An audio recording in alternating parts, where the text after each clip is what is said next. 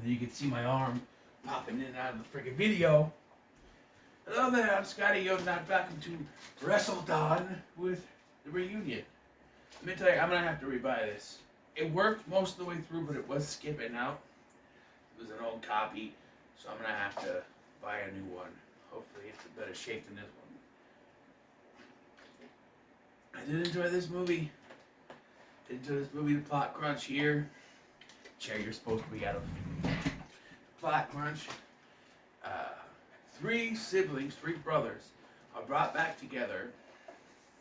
John Cena as Sam, Ethan Embry as Leo, and Boyd Holbrook, I did not realize it was Boyd Holbrook, as the kid. I don't remember his name. Douglas. As Douglas. And they're kind of brought together by their sister, played by Amy Smart, who says after their dad dies, their dad wants to bring them together, and they have to run a business for 2 years. That really is kind of a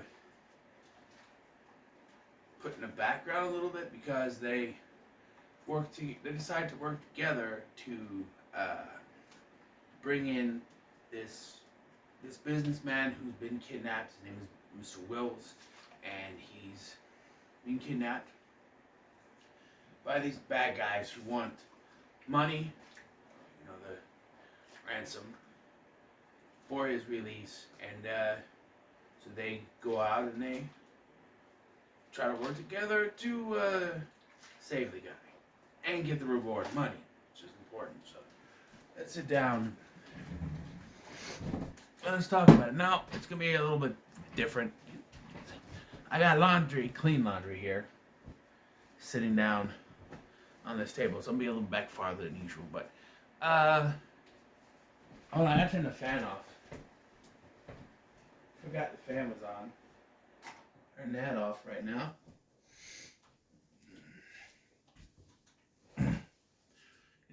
It's too cold outside to open the windows, but then inside it's too hot to just sit there, so I turn the fan on to cool off, Jesus. So, first thing is, this is one of those movies where the intro is credits over meeting someone who's not one of our main characters, but will be part of the plot, and that is Mr. Wills.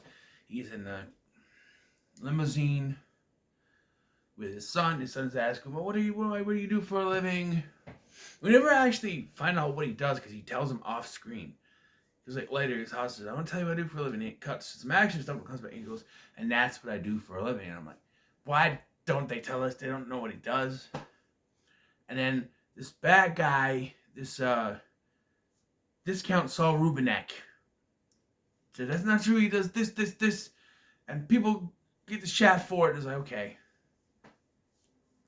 Sounds like he hurts a lot of the small business people, possibly. I don't know. There's a lot of actors in this. This guy, Wills, is played by an actor I've seen before, but I couldn't tell you where I've seen him before, because he's been in so many stuff. And then one of the Enforcer guys is another guy I've seen in a lot of stuff, but I couldn't tell you what, And this guy, it's not Saul Rubinek, but he looks like him. It's like, we want Saul Rubinek for this movie. He's too busy doing Warehouse 13 at this time to do this movie. What do? Hey, this guy looks just like him. Bring him in. And he has, like, maybe 1/10 the charisma that Saul Rubinek would have in this role. But I'm just saying. That's what it seems like to me. And then you have our main actors. John Cena, who plays Sam. He's a recently suspended police officer. We got Two Ruff, one of his perps, who was a child molester, who gets off on 10-year-old girls. And he says, oh, I have a 10-year-old. Or 10-year-old kids, whatever. He's like, I got a 10-year-old. But then we find out later that he barely talks to his child, so I don't know. But you have that child, and you're a father. It still affects you, right? Excuse me. And then you have Leo, played by Ethan Embry, who loves his hat. It's a fedora. But also, he's a bail bondsman. And the connection between them and what's going on is that one of the people he was supposed to bail out, and he paid the money for, skipped on the bail, and it so happens to be Mr. Rodriguez, who is one of the henchmen working for these bad guys who kidnapped Wills. That's the connection. And then you have Douglas, played by Boyd Holbrook, who is a recently released convict. Apparently, he's a thief. And they all have the common thread of they have the same dad, but different mothers. Sam and Leo grew up together. Douglas was an orphan, basically, from like 3 years old, I think he says it was. But, yeah. Basically his entire life. Because their dad was a piece of shit, but he wanted to bring them together. And his death, I guess, did that. And let me tell you, they actually have an actor in the casket playing the... they didn't do a very good job with the dead makeup. He doesn't look dead at all. It's like a guy laying there. Like, I've been to enough funerals to know that when you have a dead body in front of you, you don't look like you did when you were alive. They put makeup and shit all over you. You look very different. Because you don't have the color. The blood's not flowing through your body anymore. You know, your weight kind of goes out a little bit. You don't look the same as you did when you were alive. This guy looks like he just fell asleep on in a casket. Amy Smart, their sister, I don't remember her. Nina. I think apparently she was raised with them too. But they had different mothers too. So their dad was a real piece of shit. They're going around different women. 4 kids from 4 different women. It just, yeah, he's a piecer for sure. And they say, oh, even at the funeral, like, oh, he's frying his hot where he going, and they talk about, oh yeah, when Leo talks about when they were kids, play this game called Got You Last, where they go after each other and hit each other, and whoever get one good shot, and he goes, got you last, and then left, and he tells, and then leave, and then tells a story. He'll tell the story when he did it one time. He got Sam pretty good, but then he was always afraid of when Sam was going to get him, because Sam would say his alarm at 3 o'clock in the morning, go into Leo's room and just, or slap him across the face, whatever, and say, got you last. And they do call back to that later in the film. But, yeah. And the whole film is about these 3 brothers connecting. They're told in a will that, hey, they have to run a family business for 2 years, to which Doug was like, yeah, okay, let's open a deli or something. You know, and they'll each get, what was it, like $3 million a piece, I think it is, if they do this. And then they stumble onto this case because he goes, I need help. I need you to help me find the person that skipped a bail. And he's connected to Wills. We'll get the reward money, which is $5 million, but it's one thing of $5 million. They make the mistake, though, when they go to Mexico to talking to this guy. It's like one of those guys where you go into his country, you got to talk to him first. His name is Verdugo, I think his name is. They talk to him and they tell him the situation, and that's a big mistake because he sends his guys out, and he gets the reward money because they told him, and then his men come in, basically not really save the day because, you know, our guys do all the work, but like they swoop in there and they save him. They're like, even after the reward is gone and Vertugo has swooped in and saved Wills, they still want to take down these bad guys. And they have this one woman who is connected to Rodriguez. There's a scene where Boyd Holbrook's character, I keep forgetting his name, Douglas, he's having sex with the stripper that Rodriguez's girlfriend or something, I don't know. Rodriguez shows up, and so Sam goes in and shoots him in the back. And then, okay, he's dead.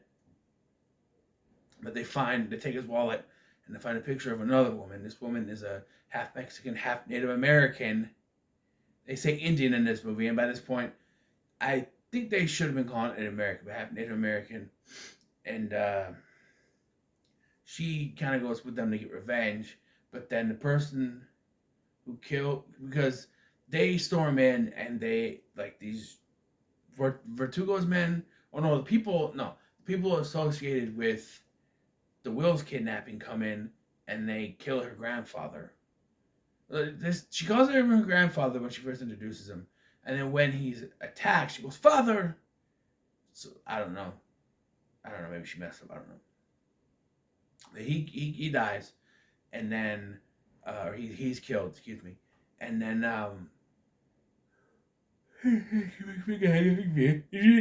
get it. And then so she kind of working with them to get it, but then they kill the person in charge. So she's like, okay, what do I do now? And they decide to finish this off and save the day and all that. And they get back, and the three of them, basically, Douglas gives the girl, even though it was very confused, because for most of it seemed like Leo was the one flirting with her. They're having a connection, and he tells Douglas, "Go get her, kid." And I'm like, they keep comparing themselves to Bonanza, which does have that connection. Three brothers from three different mothers, the same father. There's that connection, But yeah. And then Amy Smart, Nina, she reveals there was no money. This was all a ploy for them to work together, and then they're going to open up a private detective agency.